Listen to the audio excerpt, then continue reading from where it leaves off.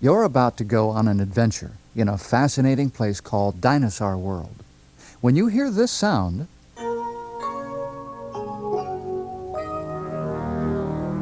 turn the page.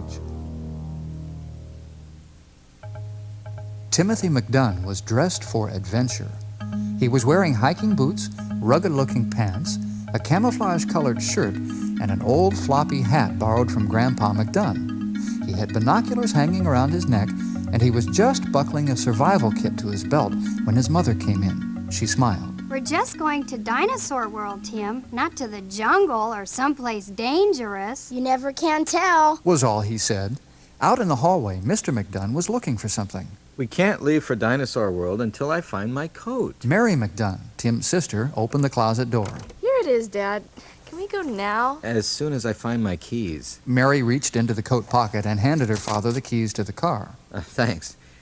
Now, just one more thing. Where's your little brother? Mary opened the closet door again. Well, he's not in here. Mr. McDunn smiled. Very funny. Just then, Tim and Mrs. McDunn came into the room. There you are. Ready for your first visit to Dinosaur World, Tim? You bet. Outside, Dad started the car. What's the first thing you want to do? Tim didn't hesitate for a second. Ride the T-Rex Express. Of course. Said his father. And then I want to see an allosaur. Mr. McDunn laughed. Somehow I knew you'd want to see the scariest animal in the park.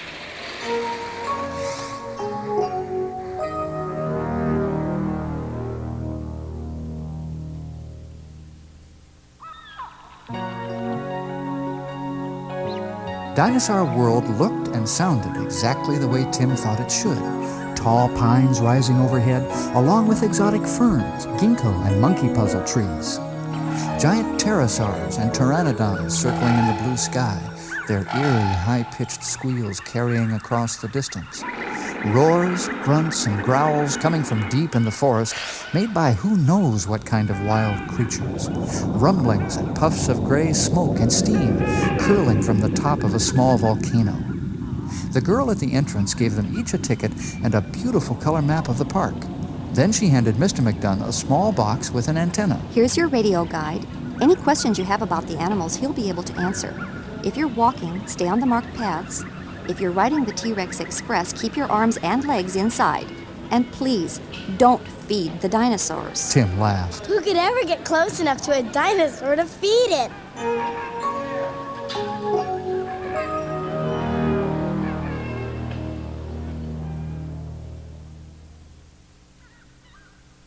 Dad asked, Where to first? and Tim shouted, The T-Rex Express. and Mary said, The petting zoo. but a small, thin-sounding voice said, I'd suggest the Protoceratops hatchlings. Tim looked surprised. Who said that? The radio guide. Mary told her brother. Listen. If you're interested in the family life of dinosaurs, the nursery is right next to the petting zoo on the way to the T-Rex Express.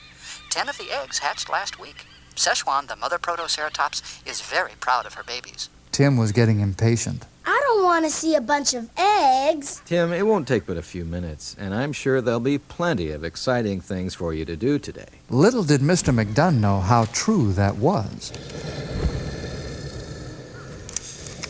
Suddenly, Tim stopped and pointed. Wow! Look at that. The biggest animal he had ever seen had wandered over to some nearby trees and was noisily eating the leaves. That's our brachiosaur. Their guide explained. His name means arm lizard. See how his front legs are taller than his hind legs, like a huge giraffe's? He stands over 40 feet tall.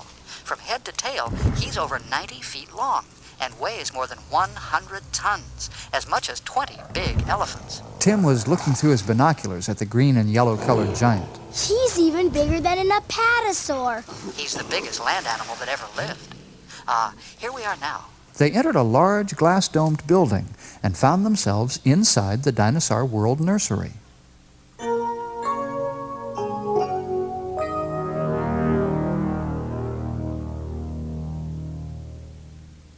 The air was warm and humid, and the sunlight coming through the glass roof lit the area with a soft yellow glow. It made an interesting scene.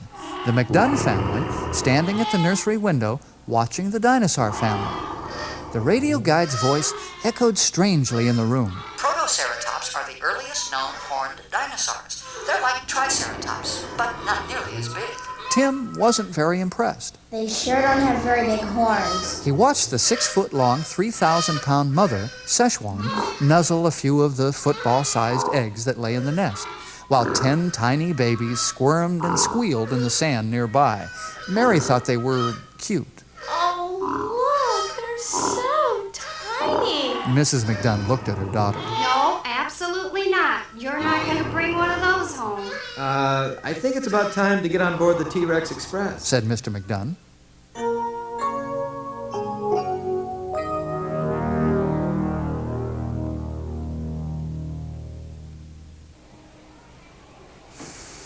The T-Rex Express was one of the most popular attractions in the park.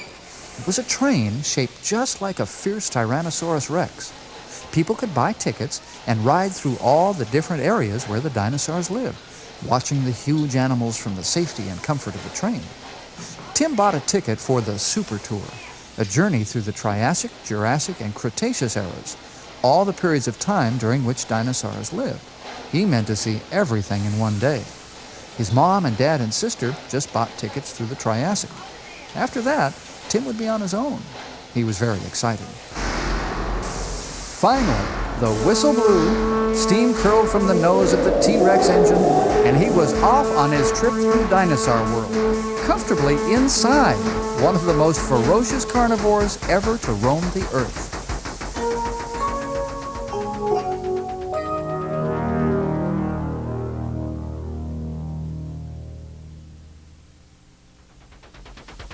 The train wound through the ancient Triassic landscape. On one side was the swamp that bordered Dinosaur Sea. Strange, stunted trees and ferns poked up through the sand and mud. A crocodile floating lazily in the water hissed as they passed. A small pterosaur glided by, his long, leathery wings slowly flapping as he flew out over the sea to fish with his narrow pelican-like beak. The train crossed a bridge and slowed near some rocks by the shore. Suddenly, several of the passengers screamed, and Mr. McDunn yelled, Look out! Tim looked quickly around and saw a giant spray of water erupt as a huge creature lunged onto the rocks right next to the train. The dinosaur landed on his big front flippers and gave a piercing cry. Tim was startled, but tried not to show it. What is that? A nothosaur, The radio guide answered.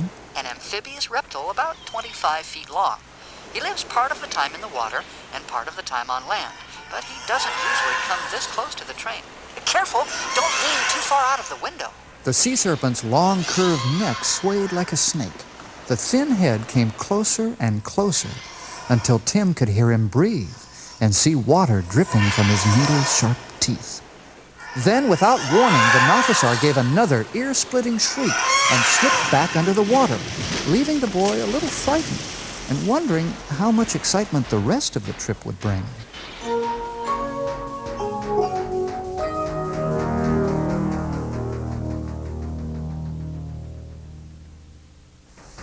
On the other side of the train stretched a dry, rocky plain that looked like a prehistoric desert. As they slowed down, a lizard about 10 feet long slithered out from behind some big rocks. He had a tall sail like a big fin running all along his back. What kind of dinosaur is that? A dimetrodon. Technically, because he has a different kind of bone structure, he's not really a dinosaur at all, just a big lizard. Is his tail only for decoration? No, dimetrodons are ectothermic. That means cold-blooded.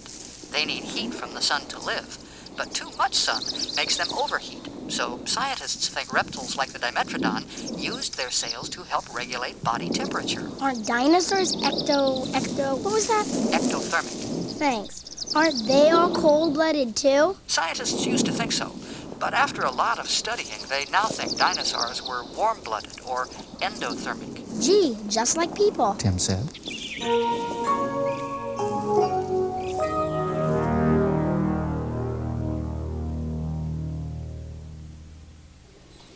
The train stopped at the end of the Triassic tour, and Mr. and Mrs. McDunn and Mary got out. Mr. McDunn looked serious as he handed Tim the radio. This is your first trip here, so be very careful not to lose your guide. Whatever you need to know, just ask, and remember, no matter what happens, don't get off the train. Then they all waved goodbye. Tim watched until they disappeared from sight around a curve. He couldn't help feeling just a little lonesome as he continued his adventure. As the trip through the Jurassic started, he noticed the scenery changing. Plants grew thicker, more like a jungle. There were more palm trees, bigger ferns, even some pine trees. Several long-necked diplodocus were wading at the shallow edge of the swamp, their huge tails stirring the muddy water from side to side. Diplodocus had very lightweight bones, so even though they were 80 or 90 feet long, they only weighed as much as a couple of elephants. Just then, as he listened to the guide, Tim did something that would change his whole day. He set the radio down on the windowsill, leaned out, and lifted the binoculars to his eyes. I can't see the diplodocus very well. Careful! But the guide's warning came too late. Oh no! Tim accidentally bumped the radio. It clattered down the embankment by the side of the tracks and came to rest almost under the tail of a huge stegosaur, where it made sputtering and buzzing noises.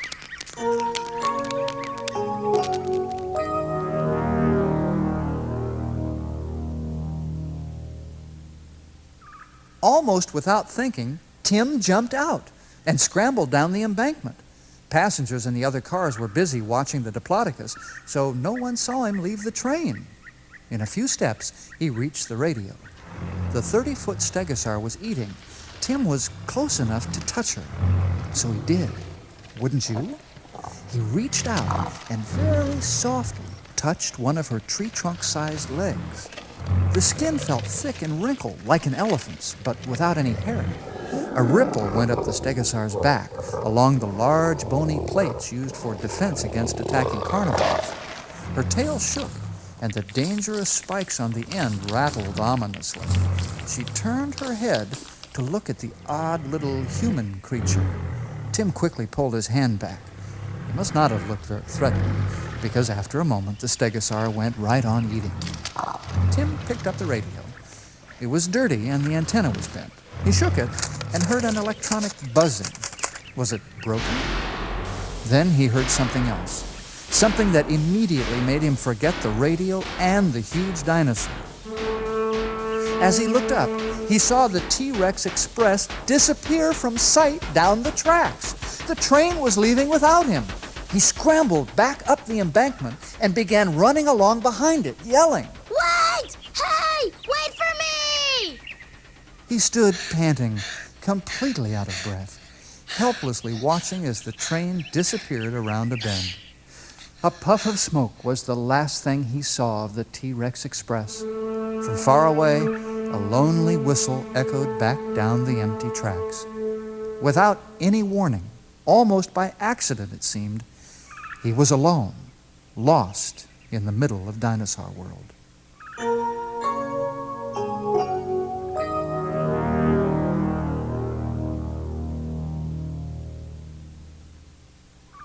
In those first few moments, Tim came very close to being afraid. The stegosaur had stopped chewing and was looking at him. The huge diplodocus had twisted their long necks around and were gazing in his direction. From the depths of the jungle, some ferocious creature roared, and Tim could hear it crashing through the undergrowth. He hoped it wasn't coming his way. The sounds grew more distant, and soon the dinosaurs went back to eating. Tim sighed with relief and began thinking about what to do next. Said a little voice. Tim held the radio up. Sure enough, sounds were coming from it. He jiggled it. What happened? Where are we? I accidentally dropped you off the train. I got off to get you, and the train left without me. The guide moaned. Oh, no. How fast can you run? Why? Because you don't want to get caught out here when the allosaur starts looking for something to eat. The words faded away in a crackle of static. Tim shook it, What? Caught out here when the allosaur what? but nothing more came out. He began walking along the tracks, keeping a sharp eye out for anything that stood over 20 feet tall, had teeth like steak knives, and a disposition like a bucket of rattlesnakes. In other words, anything that looked like an allosaur.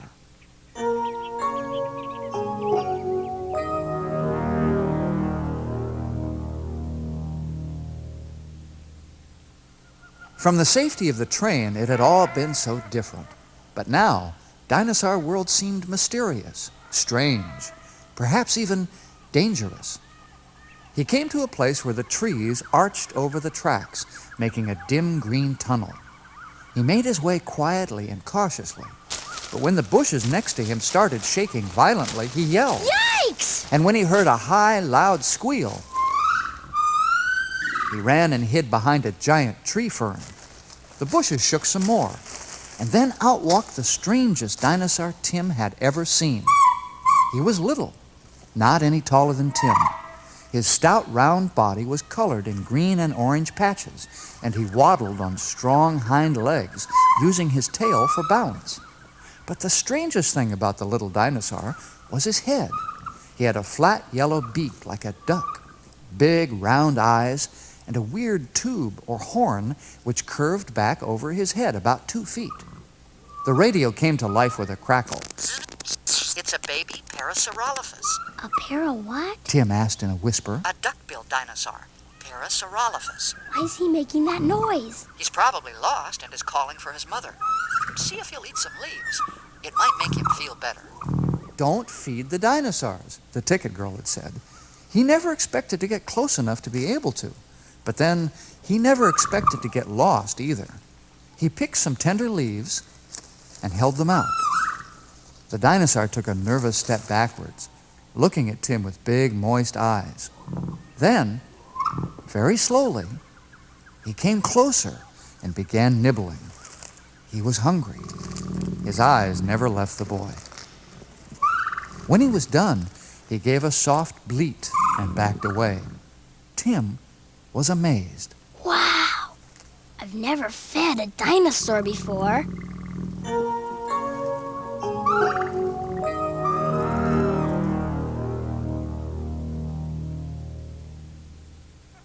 The radio guide warned him. If we ever find his mother, don't try to feed her, Why not? because she's taller than your house. When Tim walked out from under the trees, he looked back and saw the baby dinosaur following.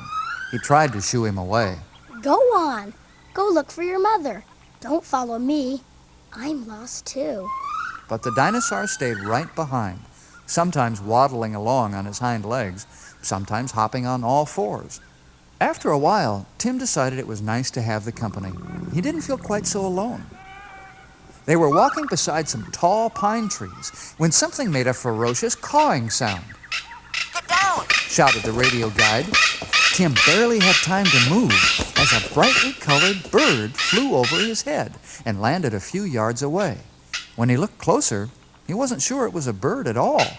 The creature had a head like a snake and pointed teeth, but he had feet like a bird and long, sharp claws that grew out of his wings. What kind of bird is that? An Archaeopteryx. I guess you'd call him a dinosaur bird, the first bird-like animal that ever lived. They can't really fly. They climb trees and glide down, like flying squirrels. Just then, another one of the crow-sized creatures sailed down, landing next to the first, and together they raced off, their brilliant feathers spread out, noisily chasing some small lizards for dinner.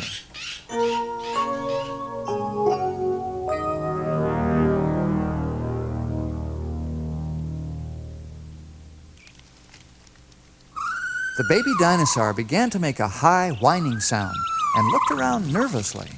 Tim asked the radio guide about it. His nose is very sensitive. Maybe he smells something dangerous and is frightened. Well, I don't smell anything. But at that moment, the duckbill gave a terrified scream and set off running. Tim heard an awesome roar from very nearby, and suddenly, everything seemed to happen at once. Run! Squawked the guide. Run! Crash, crunch, the ground shook as a giant allosaur thundered through the trees. It immediately caught sight of the small boy and the little dinosaur. With a mighty leap and an ear-splitting howl, it came straight for them. Tim's heart was racing like mad. He'd never been so frightened in his life. Where do I run? Follow the baby dinosaur. Instinctively, the baby knew the only chance was to get to Dinosaur C ahead of the allosaur. Tim ran like the wind, faster than he had ever run before. He looked over his shoulder and saw trees and brush crumble as the monstrous beast pounded after them. Could he possibly make it to safety? How could an animal so big run so fast? How much further did he have to go? He could feel the allosaur's breath hot on his neck. Jump! Shouted the guide, and Tim launched himself over the rocks and fell into Dinosaur's sea with a loud splash. When he came up for air, he was looking into the face of the enraged allosaur. The carnivorous beast was furious at seeing his dinner just out of reach. His hisses and roars filled the air as he stomped back and forth. With a last futile try, the dinosaur leaned over the rocks and snapped his gaping jaws together.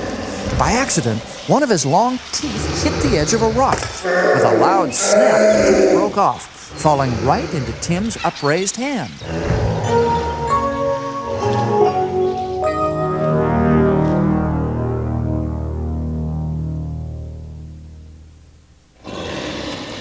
With the sputtering radio clutched in one hand and the 8-inch-long dinosaur tooth in the other, Tim was having a difficult time swimming. The Parasaurolophus, meanwhile, was doing much better, so Tim reached out and put an arm around his long neck. The baby didn't seem to mind helping the boy at all. He just quacked and towed Tim along. They were swimming parallel to the shoreline, looking for a safe place to land, when a dark gray and blue shape exploded out of the water right next to them. The baby dinosaur kept right on swimming, paying no attention to the commotion. What the heck was that? Tim wasn't ready for another surprise so soon. The radio crackled to life. An ichthyosaur, very much like a modern dolphin, only bigger. This particular one was about 30 feet long. He surfaced next to Tim and seemed friendly and curious. He gave a whistling cry and splashed the boy and the small dinosaur playfully before diving deep into the water. Just when Tim began to think the ichthyosaur had left them, the ocean erupted like a giant fountain, and the powerful creature leaped high out of the sea once again, sending water spraying all around, shimmering like a rainbow in the sunlight. Tim laughed out loud.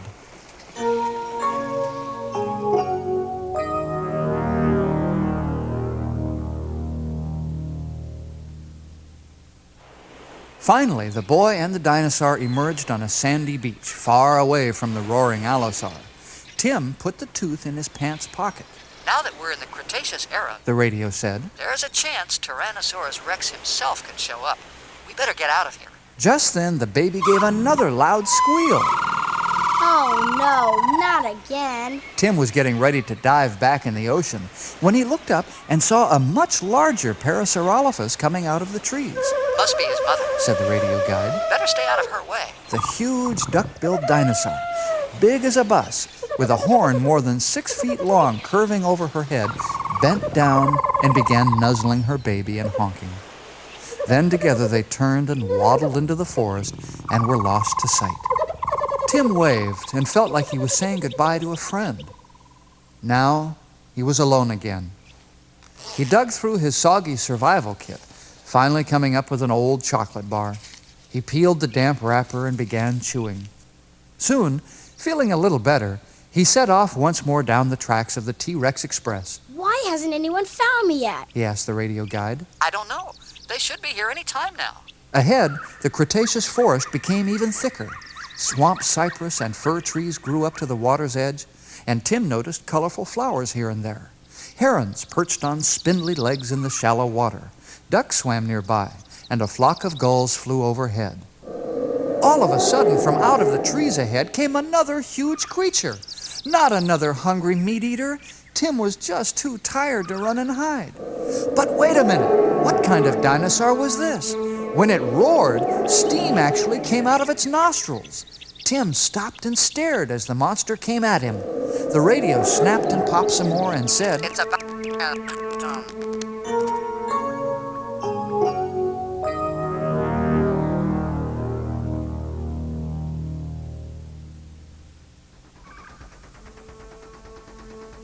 What did you say? asked Tim. The radio crackled again. I said, it's about time. Tim looked more carefully and saw that the monster bearing down on them was really just the front of the T-Rex Express. Someone had finally come to get him.